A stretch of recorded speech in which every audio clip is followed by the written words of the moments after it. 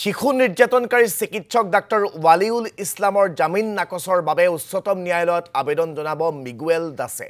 দীৰ্ঘদিনৰ পৰা শিশুৰ অধিকাৰ সুৰক্ষাৰ বাবে কাম কৰি আহিছে মিগুৱেল দাসে আৰু এইগৰাকী চিকিৎসক ডাক্তৰ ৱালিউল ইছলামৰ যি কুকাণ্ড ৱালিউল ইছলামে যি ধৰণৰে এই কুকাণ্ড সংঘটিত কৰিছিল শিশু অত্যাচাৰ কৰি সেই ৱালিউল ইছলামৰ জামিন আবেদন নাকচ কৰিবৰ বাবে মিগুৱেল দাসে এতিয়া উচ্চতম ন্যায়ালয়ৰ কাষ চাপিব বুলি জানিব পৰা গৈছে। শিশু নিৰ্যাতনকাৰী ডাক্তৰ ৱালিউল ইছলামৰ জামিন নাকচ কৰিবৰ বাবে মিগুৱেল দাস দ্বাৰস্থ হ'ব উচ্চ ন্যায়ালয়ৰ। দীৰ্ঘদিনৰ পৰা শিশুৰ অধিকাৰ সুৰক্ষাৰ বাবে কাম কৰি আছে মিগুৱেল দাসে। চিকিৎসক দম্পতি সংগীতা দত্ত আৰু ৱালিউল ইছলামে দুই তুলনীয়া সন্তানক চলোৱা অকথ্য যৌন নিৰ্যাতনৰ তথ্য পোহৰলৈ আনিছিল মিগুৱেল দাসে।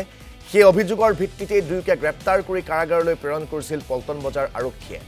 মঙলবাৰে গুৱাহাটী উচ্চ ন্যায়ালয়ে ৱালিউল ইছলামৰ জামিন মঞ্জুৰ কৰে। জামিনৰ শুনানিৰ সময়ত চৰকাৰী অধিবক্তাই গোচৰটোৰ সন্দৰ্ভত কোনো তথ্য অৱগত নকৰাৰ অভিযোগ মিগুৱেল দাসৰ। এপিনে ডাক্তৰ সংগীতা দত্তই গুৱাহাটী উচ্চ ন্যায়ালয়ত জামিন আবেদন দাখিল কৰিছে। শুনানিৰ সময়ত অধিবক্তাৰ জৰিয়তে সংগীতা দত্তৰ জামিন আবেদনৰ বিৰোধিতা কৰাৰ কথা উল্লেখ কৰিছে মিগুৱেল দাসে।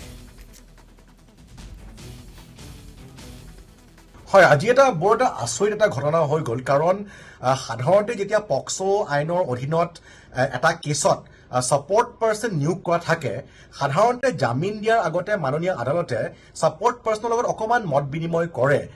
কাৰণ ছাপৰ্ট পাৰ্চনে দৈনন্দিনভাৱে ভুক্তভোগী শিশুৰ যোগাযোগত থাকে, অলমষ্ট গাৰ্ডিনৰ নিচিনা হৈ থাকে আৰু তেওঁলোকে শিশুৰ সুৰক্ষা বা আন যিবিলাক পৰিস্থিতি আছে সেই পৰিস্থিতিৰ বিষয়ে তেওঁলোক অৱগত হৈ থাকে।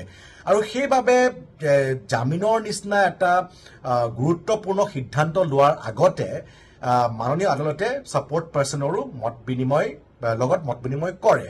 কিন্তু এই কেছটোত আমি দেখিলোঁ যে মই গমেই নাপালোঁ যে কেতিয়া আসামী পক্ষই কেতিয়া জামিন আবেদন দিলে।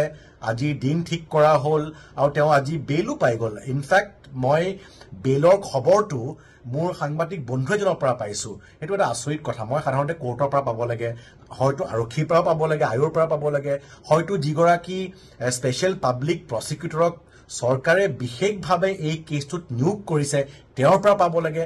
তেওঁলোকে কোনো যোগাযোগে কৰা নাই আমাৰ লগত। সেইটো এটা আচৰিত পৰিস্থিতি দেখিছোঁ। এতিয়া আজিলৈকে কেতিয়াও মই আজিলৈকে 300তকৈও বেছি কেছত এজ ছাপৰ্ট পাৰ্চন নিয়োগ হৈ আছোঁ, কিন্তু আজিলৈকে মই এই পৰিস্থিতি বিশেষকৈ পক্সো বা জিলা পৰ্যায়ৰ কোৰ্টতো পোৱা নাই।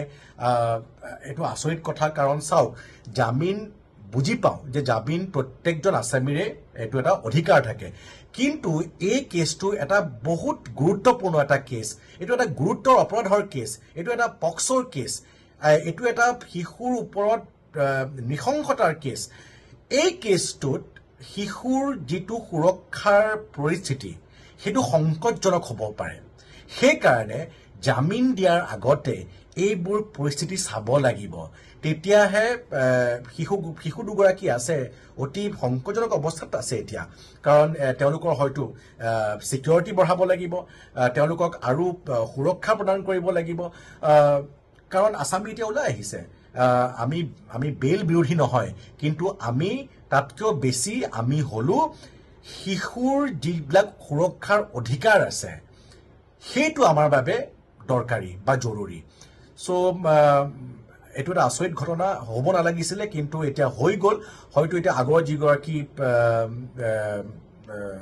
অভিযুক্ত আছে তেখেতে যে জামিন এপ্লাই কৰিছে অলৰেডি শুনিছোঁ আমি, তাৰ আমি বিৰোধিতা কৰিম। আৰু সেয়াই নহয়, যিজনে এতিয়া বেইল পাই গ'ল তেখেতৰো বেইল কেঞ্চেলেশ্যনৰ বাবে আমি এটা আবেদন মাননীয় হাইকোৰ্টত দাখিল কৰিম।